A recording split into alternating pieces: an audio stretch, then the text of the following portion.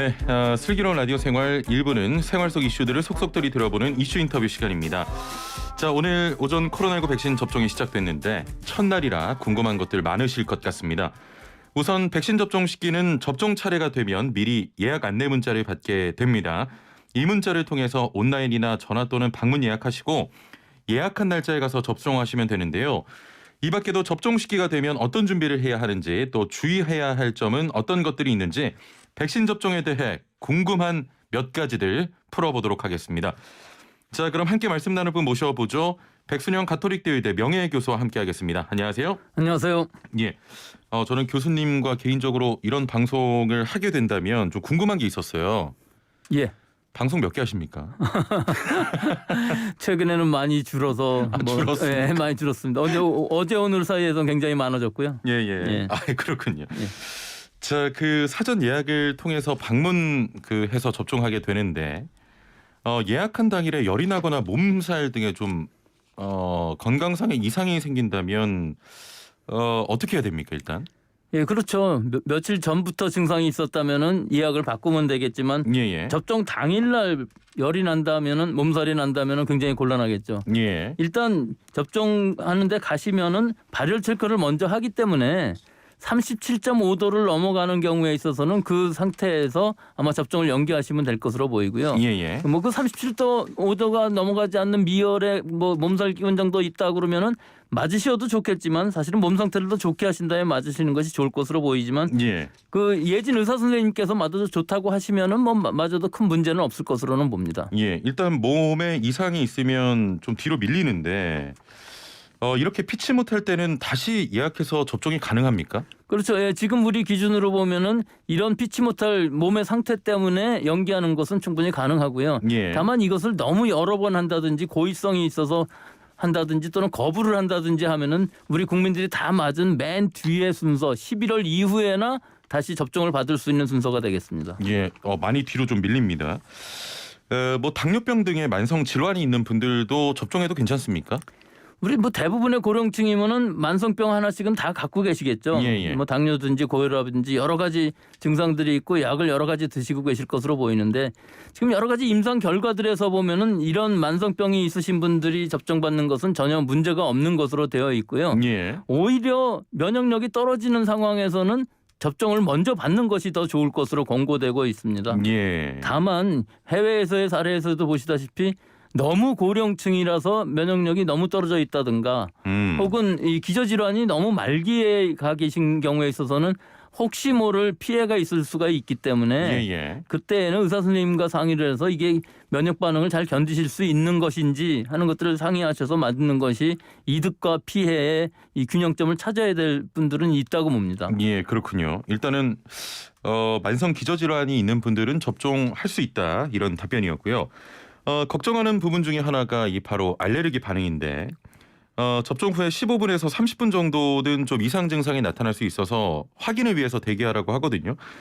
이때 나타나는 이상 증상이라는 게 그 급성 알레르기입니까? 그렇죠. 급성 알레르기인데 이것이 중증이고 예. 이걸 아나필락틱 쇼크라고 그래서 호흡곤란이 일어나고 여러 가지 발적이라든지 저혈압 뭐 실신까지도 하는 상황이니까 이 30분 안에는 대부분의 사람들이 이 증상이 나타날 수가 있는 것이죠. 뭐 대부분의 의미는 이런 증상이 나타나시는 분들은 급속히 나타난다는 것이죠. 급성으로 나타나기 때문에 적어도 15분 30분간은 접종 후에 경과를 관찰하면서 대기하시는 것이 아주 중요하다고 하겠습니다. 예. 좀 이런 분도 계실 것 같아요. 대기할 때는 좀 괜찮았다가 집으로 귀가하셔서 이런 증상이 나타날 수도 있습니까?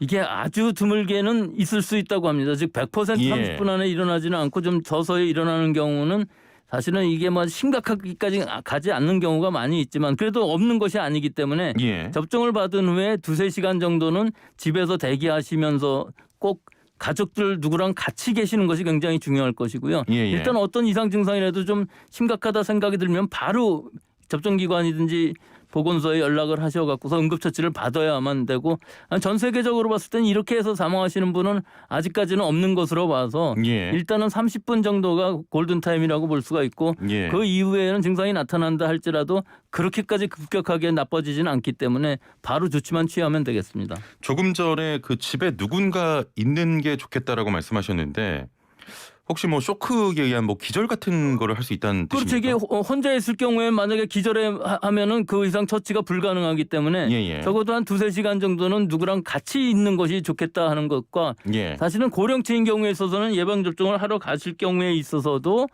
혼자 가시는 것보다는 같이 그렇죠. 가시는 것이 좋을 것으로 봅니다. 예. 참고로 이런 집에 가서 이런 알레르기 반응이 생기는 경우는 매우 드물다.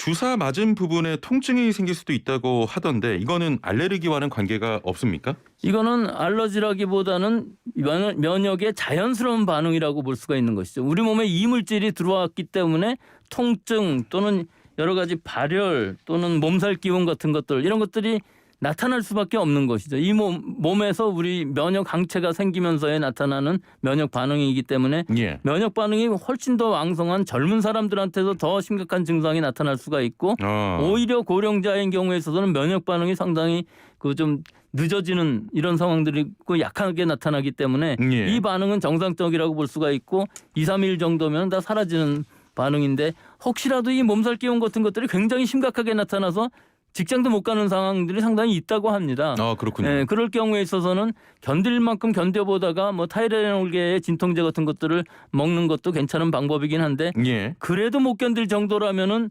병원에 가시고 보건소에 연락을 하시는 것이 좋을 것으로 봅니다. 그렇군요. 사전에 알레르기 반응을 확인할 수 있는 방법은 없습니까?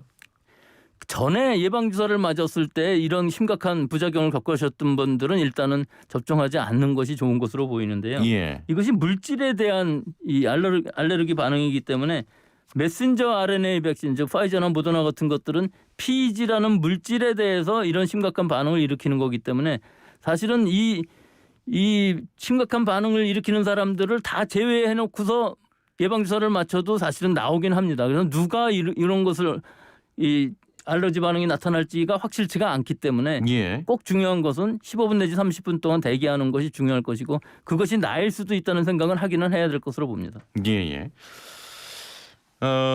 일단 백신을 좀 2번 맞으라고 하는데 꼭 2번 맞아야 됩니까? 한 번 맞아도 되는 백신은 있습니다. 예. 얀센 같은 경우 한 번 맞아도 되는데요.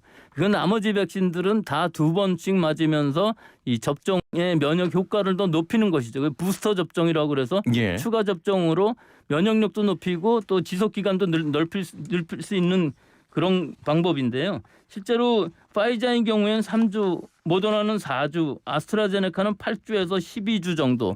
즉 아스트라제네카가 상당히 깁니다. 예. 처음에 임상에서는 4주 정도로 임상 실험을 했었었는데 이 이후에 추가 임상을 하다 보니까 8주에 12주 정도가 굉장히 효과를 더 높일 수 있다는 결과가 나와서 지금 우리나라 권고로도 8주에서 12주로 되어 있습니다. 그렇군요. 그러면 1, 2차 백신은 같은 백신으로 맞아야 되는 겁니까? 예, 지금까지의 임상 결과로는 같은 것을 맞는 것을 원칙으로는 같은 하고 종류. 있는데요. 예. 이게 과학적으로 보면은 사실은 다른 백신을 맞음으로써 좀 더 좋은 효과를 얻을 수 있는 이 개연성은 여러 가지로 있어요. 그래서 예. 영국이라든지 러시아에서 아스트라제네카 백신을 맞고 두 번째는 러시아제 백신을 맞는다든지 또 이런 기간을 더 짧게 해서 지금 8주 내지 12주이기 때문에 예. 1차를 아스트라제네카를 맞고 4주 후에 스푸트니크를 맞고 하는 방법들이 임상 실험을 하고 있기 때문에 이 예. 결과가 만약에 좋다면은 이것들을 도입할 가능성은 있습니다만은 아직까지는 여러 군데에서 이런 가능성만 얘기하고 있지 아스트라제네카 다음에 파이저를 맞자는 얘기는 나오고 있습니다만 아직은 권고되고 있지는 않은 상황입니다. 알겠습니다. 자, 접종 전으로 좀 주의해야 될 점이 있다면 어떤 게 있을까요? 일단은 접종을 하러 가실 때에는 뭐 겨울철이 아니기 때문에 지금으로서는 괜찮지만 그래도 낮에 가시는 것이 좋을 것으로 보이고요. 예. 몸의 컨디션을 굉장히 좋게 하시면서 가고 여러 가지 그 몸의 컨디션이 좋지 않을 때는 일단 좀 연기하시는 것이 예. 좋을 것으로 보입니다. 예. 또 접종 받은 후에는 꼭 15분 내지 30분 경과를 관찰하고 집에 가셔서도 2-3시간 정도는 안전하시고 혼자 계시지 마시고 2, 3일간은 과로, 과음 등을 피해야 할 것으로 봅니다. 예, 알겠습니다. 자, 오늘 말씀 여기까지 듣겠습니다. 감사합니다. 감사합니다. 네, 지금까지 백순영 가톨릭대 의대 명예교수와 함께했습니다.